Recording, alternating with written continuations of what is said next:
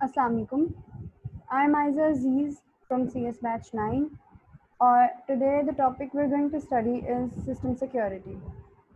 System security को पढ़ने के ऑब्जेक्टिव्स ये हैं कि हम सिक्योरिटी थ्रेट्स और अटैक्स को डिस्कस कर सकें। इंक्रिप्शन क्या होती है, डिक्रिप्शन क्या होती है, ऑथेंटिकेशन एंड हैशिंग क्या होती है, क्रिप्टोग्राफी के बारे में पढ़ेंगे हम, और काउंटर मेजर्स यानी कि हम किस तरह से अपने आप को या अपने सिस्टम को बचा सकते हैं सिक्योर अटैक से। सिक्योरिटी प्रॉब्लम में ये है कि इंट्रूडर्स जो होते हैं या क्रैकर्स या हैकर्स जो होते हैं ये हमारी सिक्योरिटी को ब्रीच करने की कोशिश करते हैं। अब सिक्योरिटी ब्रीच ये होता है कि कोई भी ऐसा इंसिडेंट जो कि अनऑथराइज्ड एक्सेस करे कंप्यूटर डेटा को। अब threat is a potential security violation, यानी कि थ्रेट बहुत ही कोई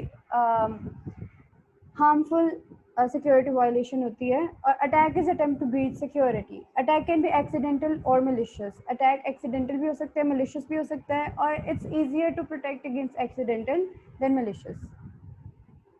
फिर आती है सिक्योरिटी वायलेशंस। इसकी कैटेगरीज होती हैं ब्रीच ऑफ कॉन्फिडेंशियलिटी। इसका मतलब ये है कि अगर आपको किसी क्लाइंट ने अपना कॉन्फिडेंशियल इन्फॉर्मेशन या कॉन्फिडेंशियल डाटा दिया है, आप उसकी ऑथराइजेशन या उसकी कंसेंट के बगैर आप किसी थर्ड पार्टी को उसका डाटा रिलीज कर देते हैं। This is called breach of confidentiality. Breach of integrity क्या होता है कि आप जो डाटा है उसमें अनऑथराइज्ड मॉडिफिकेशन हो रही है। ब्रीच ऑफ अवेलेबिलिटी क्या होता है कि ब्रीच ऑफ अवेलेबिलिटी ये है कि सर्वर डाउन करने की कोशिश की जाती है, या फिर ये होता है कि वैंडलिज्म होता है, प्रॉपर्टी को डिस्ट्रॉय किया जाता है, डिस्ट्रक्शन होती है प्रॉपर्टी की, और अटैकर्स जो होते हैं वो सर्वर डाउन करने की कोशिश करते हैं और अनऑथराइज तरीके से डाटा को डिस्ट्रॉय करते हैं। थेफ्ट ऑफ सर्विस में ये होता है कि रिसोर्सेज को मिसयूज़ किया जाता है, यानी कि अनऑथराइज्ड यूज़ ऑफ रिसोर्सेज होता है, यानी कि जो लेजिटिमेट प्रोसेसेस हैं वो हमारे रिसोर्सेज को यूज़ नहीं कर पाते क्योंकि अनऑथराइज्ड यूज़ हो रहा होता है सर्विसेज का। डिनाइल ऑफ सर्विस में ये होता है कि आप मुसलसल अटैकर्स जो हैं वो ट्रैफिक भेजते हैं जिसकी वजह से आपका सिस्टम डाउन हो जाता है। अटैकर्स या कोई प्रोग्राम। अब इसके मेथड्स के इस तरह के होते हैं कि मैस्करेडिंग का मतलब ये होता है कि जो ये एक बहुत कॉमन अटैक है, और अटैकर जो होता है वो प्रिटेंड ऐसे करता है जैसे वो एक ट्रस्टेड थर्ड पार्टी है। रिप्ले अटैक में क्या होता है कि एक मतलब आपने कोई वैलिड ट्रांसमिशन की है लेकिन वो आपको इस तरह से शो कराता है कि शायद आपने सही नहीं की, तो वो रिप्ले कर देता है उस चीज़ को ताकि आप दोबारा से अपनी इन्फॉर्मेशन एंटर करें और फिर वो उसको मिसयूज़ कर सकें, यानी कि इन्फॉर्मेशन उसके पास चली जाती है। कई दफ़ा वो मैसेज मॉडिफाई करके भेजता है कि आप अब ये मैंने मैसेज मतलब आपको जो पहले मैसेज आया था वो चीज़ अब वो नहीं रही, अब वो उसको मॉडिफाई कर देता है कि अब इसमें शायद कुछ और भी एंटर करना हो जिसकी वजह से जिसको वो दोबारा अपने लिए यूज़ कर सके। Man in the middle attack ये होता है कि वो आपको शो करता है लाइक वो बोथ एंड्स पे अपने आप को शो करता है as a trusted third party, यानी कि आपको वो फॉर एग्जांपल आपने बैंक के साथ कोई ट्रांजैक्शन करनी है तो एज ए क्लाइंट आपको वो एज अ बैंक शो होगा और बैंक को आप वो एज अ क्लाइंट शो होगा, यानी कि आपका और बैंक का खुद कोई कनेक्शन नहीं है, वो मैन इन द मिडल जो है वो सारी एक्टिविटीज़ परफॉर्म कर रहा है। तो ये मेथड्स हैं। और standard security attacks, normal communication हो रही है तो अटैकर है, मैस्करेडिंग में वो रिसीवर के साथ कम्युनिकेशन करता है और मैन इन द मिडल में वो दोनों के साथ ही कम्युनिकेशन कर रहा होता है। सिक्योरिटी मेजर लेवल्स हैं कि सिक्योरिटी को हमने हमेशा 4 लेवल्स पे इफेक्टिव रखना है। फिजिकल का मतलब ये है कि आपके कंप्यूटर रूम्स हैं जिस तरह जहाँ पे आपके कंप्यूटर्स पड़े हैं उनको कोई एक्सेस ना कर सके अनऑथराइज। ह्यूमन से ये है कि सोशल इंजीनियरिंग, फिशिंग या डंपस्टर डाइविंग ये चीज़ें होती हैं जो कि आपने अवॉइड करनी है in humans. For example social engineering में ये होता है कि आपको वो एज ए लेजिटिमेट सॉफ्टवेयर आपको दिखाते हैं कि ये या फिर कोई वेबसाइट ऐसे होती है जो कि आपको दिखाते हैं कि लेजिट है, यानी कि ये जेन्युइन वेबसाइट है, बट ये नहीं होती। फिशिंग में ये होता है कि आपको as a trusted third party वो अपने आपको शो करता है लेकिन इन दी एंड आपके साथ फ्रॉड हो जाता है। और डंपस्टर डाइविंग में ये होता है कि वो अटैकर जो होता है वो आपके पासवर्ड्स को सर्च करने की कोशिश करता है कि क्योंकि जो पासवर्ड्स कभी कभी मुश्किल नहीं होते, हम उन्हें कहीं सेव कर लेते हैं, तो ये करता है कि आपके ट्रैश में या आपके ऐसे कुछ लोकेशंस में जहाँ पे आपका पॉसिबली डाटा स्टोर्ड हो सकता है वो उधर जाता है और उधर उसको सर्चिंग वगैरह करता है कि उसे कहीं से पासवर्ड मिल सके जिनको वो मिसयूज़ कर सके। अब ऑपरेटिंग सिस्टम पे सिक्योरिटी इस सेंस में है कि ऑपरेटिंग सिस्टम खुद को डिफेंड करे फ्रॉम डिनाइल ऑफ सर्विस या थेफ्ट ऑफ सर्विस, या फिर उसके मेमोरी साइकिल्स, सीपीयू साइकिल्स को यूज़ होने से अपने आप को डिफेंड करे वो। फिर नेटवर्क का आता है, नेटवर्क का आता है कि अपने आप को बचाए वो अनऑथराइज्ड एक्सेस से, और नेटवर्क पे अटैक्स ना हो और नेटवर्क किसी को अटैक ना कर सके। फिर आते हैं कि प्रोग्राम थ्रेड्स। प्रोग्राम थ्रेड्स में होता है ट्रोजन हॉर्स। अब ट्रोजन हॉर्स जो होते हैं वो एक्ट ऐसे करते हैं, ये एक कोड सेगमेंट होता है जो कि मिसयूज़ करता है अपने इन्वायरमेंट को। ये डिस्गाइज ऐसे करता है अपने आप को जैसे एक लेजिटिमेट सॉफ्टवेयर है, लेकिन इन दी एंड पीछे इसके मलिशियस कोड रन हो रहा होता है जिससे वो फिर आपके सिस्टम को बहुत हैवी नुकसान पहुंच सकता है। ठीक है, फिर क्या करता है ये ना मैकेनिज्म्स को एक्सप्लॉइट करता है जो ताकि दूसरे यूजर्स उसको यूज़ कर सकें। इसके काफ़ी फॉर्म्स होती हैं, spyware, popup browsers, covert channels. Popup browser Windows जैसी होती हैं, यानी कि जैसे आप किसी इनसिक्योर वेबसाइट पे जाते हैं तो वहाँ पे ऐसे होता है कि आप किसी लिंक को क्लिक करते हैं तो पॉपअप ब्राउजर्स आ जाते हैं लेकिन जब आप उनको या आप कोई अनसेफ डाउनलोड्स करते हैं तो उसके साथ साथ आपके पास वो मलिशियस कोड भी डाउनलोड हो जाता है।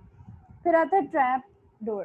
ट्रैप डोर में क्या होता है कि जो हमारे डिज़ाइनर्स या फिर प्रोग्रामर्स होते हैं ना, जब वो डिज़ाइन कर रहे होते हैं ना कोई प्रोग्राम, तो उसमें कोई ना कोई सिक्योरिटी होल छोड़ देते हैं ताकि बाद में वो सिस्टम को या उस प्रोग्राम को एक्सेस कर सकें और फिर उसको मिसयूज़ कर सकें। तो इसको किसी कंपाइलर में भी इंक्लूड किया जा सकता है। लॉजिक बॉम्ब जो होता है वो वैसे तो हार्मफुल इतना नहीं होता, मतलब कि उस वक्त तक के लिए हार्मफुल नहीं होता जब तक कि इसका कोई सर्टेन सर्कमस्टेंसेस अकर ना हो जाए, यानी कि किसी सर्टेन डेट को, फॉर एग्जांपल अगर कोई सर्टेन डेट रीच हो गई है तो वो ये लॉजिक बॉम्ब फिर तब कोई ना कोई वायरस या कोड जनरेट करता है, वरना उससे पहले ये हार्मफुल नहीं होता। स्टैक एंड बफर ओवरफ्लो, इसमें ये होता है कि एक क्लासिक मेथड है और ये स्टैक या बफर को ओवरफ्लो कर देता है बाय एक्सप्लॉइटिंग अ बग। ठीक है, ये एक कोड है विद बफर ओवरफ्लो कंडीशन। इसमें ये बताया हुआ है कि अगर हमारे पास बफर साइज 256 है, अगर हमारा इससे ज़्यादा हो जाता है बफर साइज तो हमारा बफर ओवरफ्लो कर जाएगा। ठीक है, अब आगे हम देखते हैं कि मॉडिफाइड शेल कोड है और हमारे पास ये हाइपोथेटिकल स्टैक फ्रेम है और प्रोग्राम थ्रेड्स आ जाती हैं। अब कि वायरसेस क्या होते हैं। वायरसेस जो होते हैं ये कोड फ्रेगमेंट्स होती हैं जो कि किसी लेजिटिमेट प्रोग्राम में एम्बेड हुई होती हैं। ठीक है, ये अपने आप को रेप्लिकेट करता है और दूसरे प्रोग्राम को इन्फेक्ट करता है, और ये मोस्टली ये पीसीज को ज़्यादा इन्फेक्ट करता है क्योंकि यूनिक्स और जो दूसरे मल्टी यूज़र सिस्टम्स होते हैं ये अलाउ नहीं करते अपनी मॉडिफिकेशंस करना अपने प्रोग्राम्स में। तो और ये मतलब ये काफ़ी फॉर्म्स में आते हैं। ठीक है, लाइक और ये जो वायरसेस होते हैं ना, किसी वायरस ड्रॉपर, यानी कि किस वायरस ड्रॉपर होता है कोई ट्रोजन हॉर्स है जिसमें मतलब एक सॉफ्टवेयर है जिसके अंदर आपने वायरस को एम्बेड किया हुआ है। ठीक है, तो वो इसके थ्रू जो होते हैं सिस्टम में आते हैं और इसकी काफ़ी कैटेगरीज होती हैं। जैसे बूट वायरस होता है, वो ये इस तरह से करता है कि आपके बूट सेक्टर में जाके कोई ना कोई इन्फेक्शन करता है। और मैक्रो जो होता है, मैक्रो वायरस जो होता है वो मैक्रो की फॉर्म में आता है आपके सिस्टम में। और जिस तरह इनक्रिप्टेड वायरस है वो इनक्रिप्टेड फॉर्म में आता है, ट्रैवल करता है ताकि वो डिटेक्ट ना हो सके। फिर बूट सेक्टर कंप्यूटर वायरस क्या करता है कि अपने पहले वो बूट सेक्टर में से ना अनयूज्ड लोकेशन पे उसको कॉपी कर देते बूट सेक्टर को, फिर उसके बाद अपने आप को बूट ब्लॉक में लोकेट कर देता है। ठीक है, फिर क्या करता है कि सिस्टम बूट पे ये फिजिकल मेमोरी को डिक्रीज कर देता है और उसके बाद ये सारी जो एक्टिविटीज़ हैं डिस्क की उनको मॉनिटर करता है। और जब हम कोई नई डिस्क जो है, जैसे कि अगर हमने कोई अपनी यूएसबी लगाई है अपने सिस्टम के साथ, तो ये उसको भी इन्फेक्ट कर देता है। इसके अंदर एक लॉजिक बॉम्ब होता है, जब कोई सर्टेन डेट पे कोई डिस्ट्रक्शन कॉज करने के लिए उन्होंने बनाया होता है। ठीक है, और ये बूट सेक्टर में चेंजेस भी नहीं होने देता। फिर आता है system and network threads. System and network threads में होता है कि वर्म्स होते हैं। अब वर्म एक ऐसे प्रोसेस है जो कि स्पॉन मैकेनिज्म होता है, फोक मैकेनिज्म, यानी कि अपने आप को कॉल करता रहता है, अपनी कॉपीज बनाता रहता है। ठीक है, ताकि इन दी एंड डिस्ट्रक्शन कॉज कर सके in the system. It consumes system resources. ठीक है, often broking out other legit processes. और ये क्या करता है कि एक इंटरनेट वर्म आया था which was called as Morris worm. Morris worm ने क्या किया था कि उसने यूनिक्स के नेटवर्किंग फीचर्स को एक्सप्लॉइट किया था, और इसके अंदर दो पार्ट्स थे, ग्रैपलिंग हुक था और जो मेन वर्म था। ग्रैपलिंग हुक जो था वो ये था कि एक स्मॉल प्रोग्राम था जो कि पहले पहले वो कोई वाया ईमेल या किसी दूसरे तरीके से ये डिपॉजिट होता है सिस्टम में, टारगेट सिस्टम में। फिर क्या करता है, ये वर्म की रिक्वेस्ट करता है और फिर उसके बाद ये वर्म को अपलोड करता है इन्फेक्टेड सिस्टम में। तो पोर्ट स्कैनिंग में क्या होता है कि ये actually it's not an attack, बल्कि ये वनरेबिलिटीज़ को फाइंड करता है कि हमें कहाँ पे सिस्टम में वनरेबिलिटी मिल रही है, तो हम वहाँ पे फिर इसको मिसयूज़ करें। और पोर्ट स्कैनिंग में फिर यही होता है कि ये ऑटोमेटेड अटैम्प्ट होती है कि पहले देखता है कि सिस्टम कौन सी पोर्ट्स यूज़ कर रहा है, फिर उन पोर्ट्स के उनको पोर्ट्स को एक्सेस करने की कोशिश करता है और उनके साथ कनेक्ट करने की कोशिश करता है। ठीक है, डिनाइल ऑफ सर्विस वही चीज़ है कि ट्रैफिक भेजता है और ताकि जो है हमारा सिस्टम क्रैश हो जाए। मॉरिस इंटरनेट वर्म यही है कि वो रिमोट शेल अटैक से, फिंगर अटैक से और सैंडमेल अटैक से कोशिश करता है टारगेट सिस्टम में एंटर होने की, ठीक है, फ्रॉम इन्फेक्टेड सिस्टम। फिर उसके बाद जब ग्रैपलिंग हुक हमारे पास डिपॉजिट हो जाता है तो फिर वो रिक्वेस्ट करता है वर्म की, और फिर वर्म जो होता है वो टारगेट सिस्टम में सेंड होता है। तो क्रिप्टोग्राफी आ जाती है। अब cryptography as a security tool is the broader security tool available. ठीक है, source and destination of messages can not be trusted without cryptography, यानी कि सोर्स और डेस्टिनेशन यानी कि सेंडर जिधर मैसेज सेंड करता है और रिसीवर जो रिसीव करता है, ये दोनों एंड्स को हम तब तक ट्रस्ट नहीं कर सकते जब तक हमारे पास क्रिप्टोग्राफी ना हुई हो, विच मीन्स के क्रिप्टोग्राफी में कीज़ होती हैं बेसिकली। उसमें होता यह है कि कंप्यूटर में ट्रांसमिटल होता है मैसेजेस का। जब एक कंप्यूटर में ट्रांसमिटल होता है ना मैसेजेस का, that is safe and reliable, क्योंकि ऑपरेटिंग सिस्टम को पता है मैसेजेस कहाँ से आ रहे हैं और मैसेजेस कहाँ जा रहे हैं। लेकिन जब नेटवर्क के थ्रू हमारी जो ट्रांसमिशन होती है ना, वो सेफ नहीं होती है, क्योंकि वहाँ पे अटैकर्स बैठे होते हैं, वो आपके मैसेजेस को रीड कर सकते हैं अगर वो इनक्रिप्ट नहीं हुए हुए। अगर तो हमारे जो मैसेजेस हैं, क्रिप्टोग्राफी में कीज़ होती हैं, ठीक है, वो क्या करती है कि एक की सेंडर के पास होती है जो इंश्योर करती है कि रेसिपिएंट को मैसेज सेंडर की तरफ से ही आया है, और एक की होती है रेसिपिएंट के पास जो कि ये इंश्योर करती है कि सिर्फ उसी रेसिपिएंट को मैसेज रिसीव हुआ है जिसको हमने भेजना था और किसी को रिसीव नहीं हुआ। Secure communication over insecure medium, ठीक है, एक सेंडर है, उसने राइट किया मैसेज एम प्लेन टेक्स्ट में, फिर इंक्रिप्शन एल्गोरिदम में आया। अब सेंडर के पास होती है इंक्रिप्शन की और जो रिसीवर होता है उसके पास होती है डिक्रिप्शन की।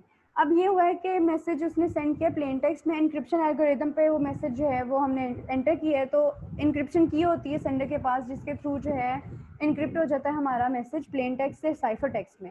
अब साइफर टेक्स्ट को फिर हम इनसिक्योर चैनल के थ्रू जो है हम रिसीवर को भेजते हैं। अब रिसीवर के पास होती है डिक्रिप्शन की, और फिर साइफर टेक्स्ट डिक्रिप्शन एल्गोरिदम में एंटर होता है, और फिर वो दोबारा से डिक्रिप्ट होकर साइफर टेक्स्ट प्लेन टेक्स्ट में होता है, और फिर जो हमारा रिसीवर है वो मैसेज को रीड कर लेता है। एनक्रिप्शन एल्गोरिदम यही चीज़ है कि सेट ऑफ के कीज़ होती हैं, ठीक है। पहले तो ये कीज़ होती हैं कि ई जो होता है हमारे पास वो ये होता है कि इंक्रिप्शन की है, कि डी हमारे पास डिक्रिप्शन की होती है, और मतलब ये सारी चीज़ें यही हैं जो मैंने ऊपर बताई हैं कि हमारे पास किस तरह से एल्गोरिदम वर्क करता है। फिर आती है सिमेट्रिक इंक्रिप्शन। सिमेट्रिक इंक्रिप्शन में ये होता है कि हमारे पास जो इंक्रिप्शन की होती है और जो डिक्रिप्शन की होती है वो सेम होती हैं, मतलब कि इसमें कोई चेंज नहीं होता। अब DES is most commonly use symmetric block encryption algorithm. DES होता है हमारे पास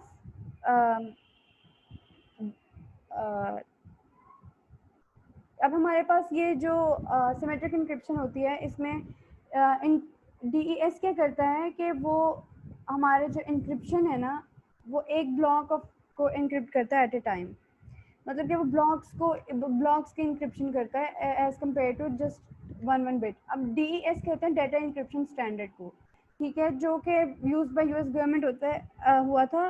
इसमें मैसेजेस को हम ब्रेक डाउन कर देते हैं चंक्स में, और वो 64 बिट के चंक्स होते हैं, और फिर उनको हम 56 बिट की के थ्रू इनक्रिप्ट करते हैं, ठीक है। उसके बाद आता है ट्रिपल DES, मोर सिक्योर है। एडवांस्ड इंक्रिप्शन स्टैंडर्ड भी होता है इसमें use, Twofish up and coming. Twofish method जो होता है, टू फिश एल्गोरिदम क्या करता है कि वेरिएबल की लेंथ्स को यूज़ करता है, मतलब कि 256 बिट तक वो होती हैं वेरिएबल की लेंथ्स, ठीक है, वो उनको यूज़ करते हुए आपका इंक्रिप्शन करता है। और इनमें कीज़ में आती हैं RC4, RC5। RC4 जो होती है वो most common symmetric string cipher है, लेकिन इसमें वल्नरेबिलिटीज़ होती हैं। ठीक है, जैसे अब इसमें वल्नरेबिलिटीज़ होती हैं। RC5 ऐसी है जो कि वेरी करती है लेंथ में, और मतलब इसमें इतनी वल्नरेबिलिटीज़ नहीं होती हैं। अब एसिमेट्रिक इंक्रिप्शन जो होती है हमारे पास आती है, जो कि उसमें इसमें दो चीज़ें होती हैं। इसमें ये चीज़ है कि सिमेट्रिक में तो ये होता है कि आपके पास सेम ही इंक्रिप्शन और डिक्रिप्शन की होती है, लेकिन एसिमेट्रिक में ये होता है कि आपके पास सेम इंक्रिप्शन और डिक्रिप्शन की नहीं होती, डिफरेंट होती हैं।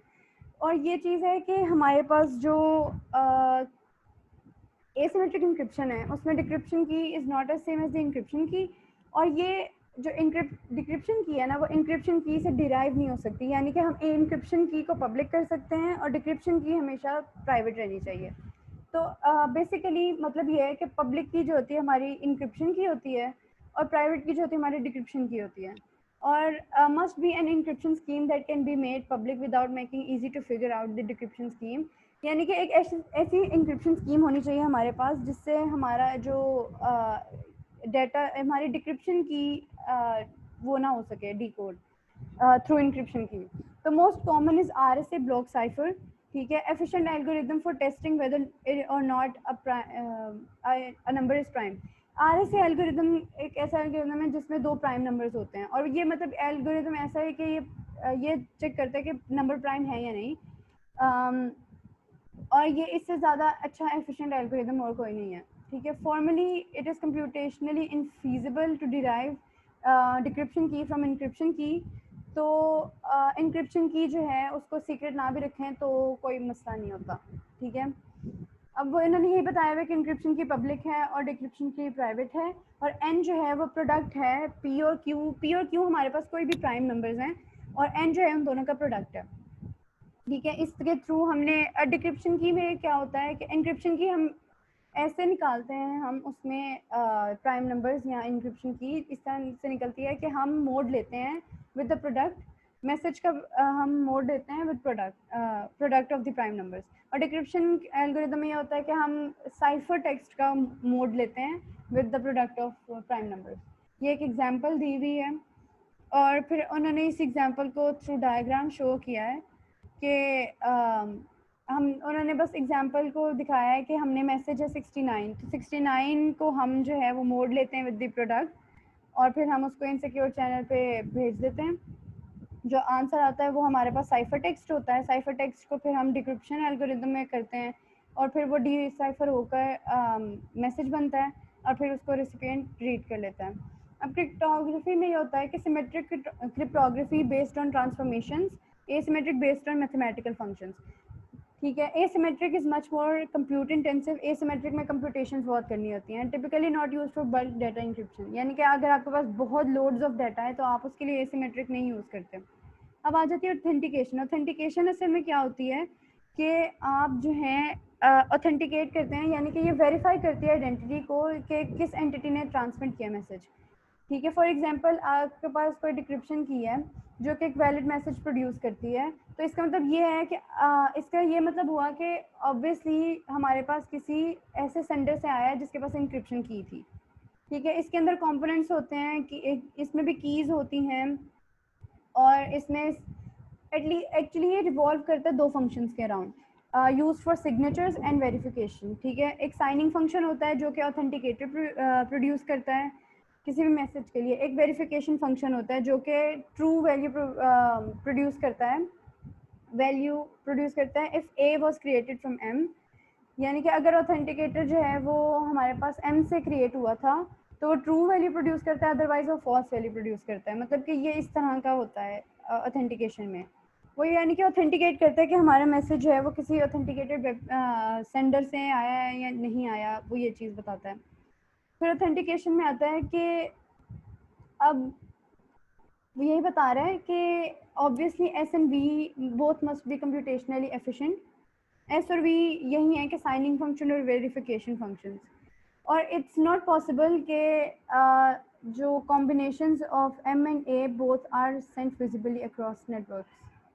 ओके ओके, हैश फंक्शंस आ जाते हैं अब।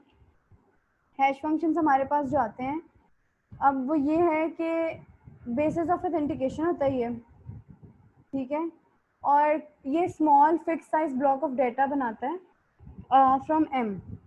हैश वैल्यू होती है इसमें और मैसेज डाइजेस्ट होता है। हैश फंक्शन एच जो होता है कोलिजन रेजिस्टेंट होना चाहिए, यानी कि इसमें कोलिजन्स नहीं आनी चाहिए। Must be infeasible to find M complement does not equals to M such that, ये कंडीशंस इन्होंने बताई हुई हैं। The message has not been modified, यानी कि मॉडिफाइड मैसेज जो है वो ना हो हमारे पास, ठीक है। इसी तरह से उन्होंने ये सारी चीज़ें बताई हुई हैं कि हमारे पास हैश फंक्शंस के थ्रू हम मैसेज मॉडिफिकेशन को रोकते हैं, और डिजिटल सिग्नेचर्स के लिए यूज़ होता है हमारे पास ये जो ऑथेंटिकेशन में आता है message authentication code. Symmetric encryption used in message authentication code authentication algorithm, ठीक है। सिंपल एग्जांपल उन्होंने दी हुई है एक। और फिर आ जाता है हमारे पास डिजिटल सिग्नेचर, ये based on asymmetric keys and digital signature algorithm, ये डिजिटल सिग्नेचर एल्गोरिदम पे बेस करता है। और ऑथेंटिकेटर्स प्रोड्यूस्ड आर डिजिटल सिग्नेचर्स, जो हम ऑथेंटिकेटर्स प्रोड्यूस करते हैं वो डिजिटल सिग्नेचर्स होते हैं। In digital signature algorithm computationally infeasible to derive S K S from V K V, ये एस जो है वो साइनिंग फंक्शन है और वी जो है वेरिफिकेशन फंक्शन है। वी जो है वो वन वे फंक्शन है और के वी जो है वो पब्लिक की है और के एस जो है वो प्राइवेट की है। तो आर एस से डिजिटल सिग्नेचर एल्गोरिदम हमने कंसिडर करना है, जिसके थ्रू हमने फिर बताया है कि आर एस एनक्रिप्शन एल्गोरिदम की use is reverse digital signature of message. उन्होंने वही मोड वगैरह लेकर उसी आर एस एल्गोरिदम के थ्रू ही सारा काम किया है। और ऑथेंटिकेशन में आ जाता है कि why authentication is a subset of encryption. और वही क्यों है, क्योंकि फ्यूअर कॉम्पिटिशन्स होती हैं सिवाय आर एस से डिजिटल सिग्नेचर्स के, और usually shorter than the message, authenticators shorter होता है मैसेज से, और sometimes want authentication but not confidentiality, can be basis of non repudiation। की डिस्ट्रीब्यूशन में क्या होता है कि डिलीवरी ऑफ सिमेट्रिक की is huge challenge, sometimes done out of band, यानी कि सिमेट्रिक की जो डिलीवरी होती है वो बहुत मुश्किल होती है। मतलब कि one option is to send them out of band से वाया पेपर और confidential conversation.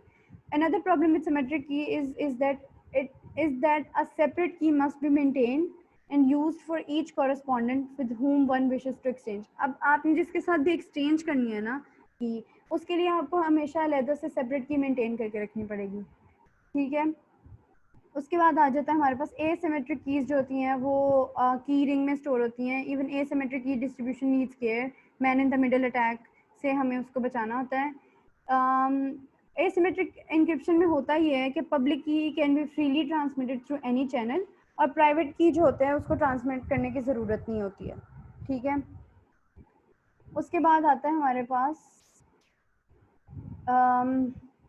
Man in the middle attack on asymmetric cryptography, यानी कि अब आपने मैसेज राइट किया है इंक्रिप्शन एल्गोरिथम से, आपने इंक्रिप्ट किया है, आपके पास पब्लिक की है। अब अगर आप जो man in the middle attack है वो आपको एज अ पब्लिक की आपने जो भेजी है वो पब्लिक की का आई थिंक चेंज कर देता है, और उसके बाद फिर वो डिक्रिप्शन एल्गोरिथम जब वो अप्लाई करता है तो उसको रिसीवर को मैसेज रिसीव नहीं होता सही से।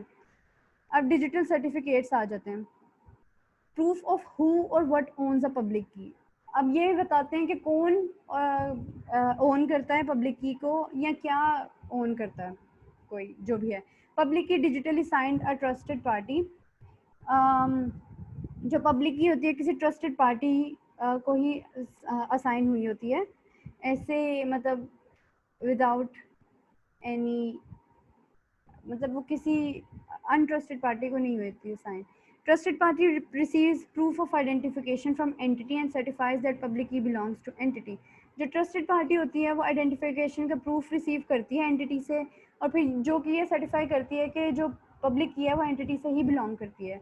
फिर certificate authority are trusted party, their public keys include with web browser distribution. Web जो पब्लिक की अथॉरिटीज़ जो होती हैं ना उनके पास वो ट्रस्टेड पार्टीज होती हैं, और उनकी पब्लिक कीज जो होती हैं वो वेब ब्राउजर डिस्ट्रीब्यूशन में इंक्लूडेड होती हैं। They vouch for other authorities via digitally signing their keys and so on. अभी ये इंक्रिप्शन की एक एग्जांपल दी हुई है, insertion of cryptography at one layer of the ISO network model, SSL secure socket layer also called TLS, और cryptographic protocol that limits two computers to only exchange messages with each other. Cryptographic protocol जो होता है वो limit कर देता है दो computers को कि वो सिर्फ एक दूसरे के साथ इंटरेक्ट करें, लेकिन ये बहुत कॉम्प्लिकेशंस होती हैं इसमें, ठीक है। Use between web servers and browsers for secure communication. अब ये जो है इंक्रिप्शन जो है हम यूज़ करते हैं सब वेब सर्वर्स और ब्राउजर्स में फॉर सिक्योर कम्युनिकेशन।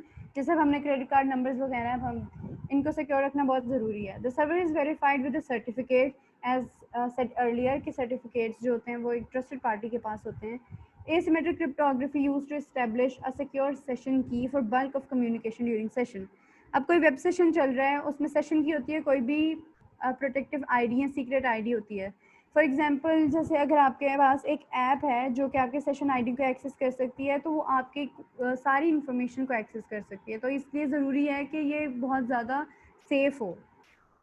और communication between each computer then uses symmetric key cryptography, ठीक है। यूज़र ऑथेंटिकेशन जो है, हमने इट्स वेरी क्रूशल कि हमें पता हो कि यूज़र कौन है, ठीक है, क्योंकि protection of the system depends upon user ID. उसके बाद आता है user identity, most often established through passwords, can be considered a special case of either keys और कैपेबिलिटीज़। पासवर्ड्स के थ्रू यूजुअली हम यूज़र्स को ऑथेंटिकेट करते हैं कि ये वही हैं, ये यूज़र्स एक्सेस कर सकें जिनको ऑथराइजेशन है। Also can include something user has or a user attribute. Password must be kept secret. Frequent change of password होना चाहिए। यूज़ ऑफ नॉन गेसेबल पासवर्ड्स करें। लॉग मतलब कि वो यही बता रहे हैं कि आप पासवर्ड्स को सीक्रेट रखें और मतलब फ्रीक्वेंटली चेंज करते रहा करें उन्हें, और ऐसे पासवर्ड्स रखें जो कि नॉन गेसेबल हो, मतलब कि इजीली गेस ना कर सके कोई। और log all invalid access attempts, ठीक है, यानी कि जितनी भी एक्सेस अटेम्प्ट्स हैं उनको लॉग करते जाएं, लॉग जनरेट करते जाएं उनका। पासवर्ड्स में also be either be encrypted or allowed to be used only once. अब implementing security defenses in depth is most common security theory, multiple layers of security. Security policy describes what is being secured. Vulnerability assessment compares real state of system network compared to security policy.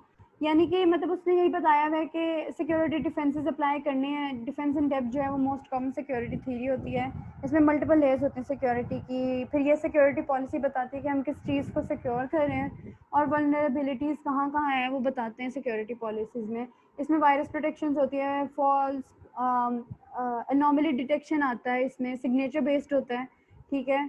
और spots differences between from normal behaviour, can detect zero day attacks, इस तरह की चीज़ें होती हैं इसमें। और auditing, accounting and logging off all और स्पेसिफिक सिस्टम और नेटवर्क एक्टिविटीज़। फिर हम फायर वॉलिंग करते हैं अपने सिस्टम्स को प्रोटेक्ट करने के लिए। फायर वॉल्स डाउनलोड करें आप, ठीक है। इस place between trusted and untrusted host. अब कोई ट्रस्टेड और अनट्रस्टेड होस्ट के दरमियान एक फायर वॉल हो जाती है ताकि वायरसेस ना आपके सिस्टम में आ सकें, और इस तरह से यही चीज़ें हैं। Application proxy firewall understands application protocol and can control them. Personal firewall जो है वो ट्रैफिक को कंट्रोल करता है और मॉनिटर करता है। सिस्टम कॉल फायरवॉल जो होता है वो मॉनिटर करता है कि इंपॉर्टेंट सिस्टम कॉल जो हैं वही अप्लाई हो, ठीक है। नेटवर्क सिक्योरिटी थ्रू डोमेन, ये सारा बताया हुआ है। कंप्यूटर सिक्योरिटी क्लासिफिकेशंस हैं, वो यही है कि उन्होंने बताया हुआ है कि कंप्यूटर सिक्योरिटी को उन्होंने 4 डिविजन्स में किया हुआ है, A B C D। D जो होती है वो मिनिमल सिक्योरिटी होती है, सी जो होती है वो ऑडिटिंग के थ्रू प्रोवाइड करती है security, C1 and C2। C1 जो होती है वो आइडेंटिफाई करती है cooperating users with same level of protection. C2 जो होती है अलाउ करती है यूजर लेवल एक्सेस कंट्रोल, ठीक है। बी जो होती है वो उसमें सारी प्रॉपर्टीज होती हैं सी की, लेकिन हर ऑब्जेक्ट के जो है ना यूनिक सेंसिटिविटी लेवल्स हो सकते हैं, और इसको B1, B2 और B3 में डिवाइड किया था। और ए जो होती है वो फॉर्मल डिज़ाइन और वेरिफिकेशन टेक्निक्स को यूज़ करती है to ensure security. For example Windows XP security is based on user accounts. Each user has unique security ID। Login to ID creates security access token, includes security ID for user, users group and special privileges। हर process जो होती है उसको token की copy मिलती है, system checks token to determine के token ठीक है तो एक्सेस अलाउ मतलब एक्सेस मिल जाती है, वरना डिनाई हो जाती है। Uses a subject model to ensure access security. ठीक है, each object in Windows XP has a security attribute defined by a security descriptor. और हमारे पास मतलब बस यही है कि सिस्टम सिक्योरिटी को हम इस तरह से ज़्यादा स्ट्रॉन्ग कर सकते हैं। And that's the end of the chapter.